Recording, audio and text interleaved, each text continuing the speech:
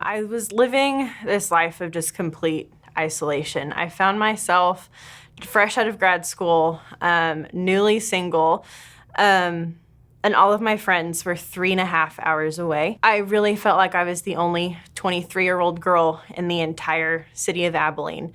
My walk with Jesus was just a secret between he and I, essentially. I would talk with my best friend on the phone a couple times a week, discussing what the Lord was doing and kind of what I felt like he was pushing me into. And it was about that time where on the best days, I would see probably 6 people. I would wake up in an apartment that was just me.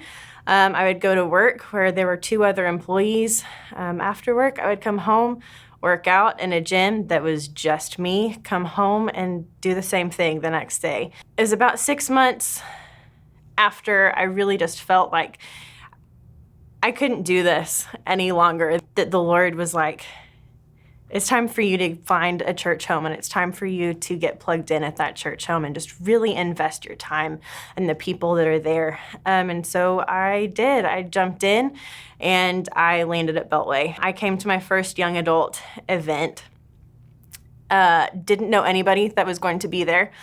And Brett Stewart ended up sitting at my table and looked at me dead in the eye and said, "You're joining a group today." Whenever I first walked into that very first life group meeting, I looked around and I didn't know really how I felt about it. None of the people that were in the room really looked like someone that I would have chosen as a friend for myself. And that's when I realized that if none of these people looked like someone that I would choose, that someone greater than me was at work. I get to be with some of the coolest people that have become just my family, and they're my best friends.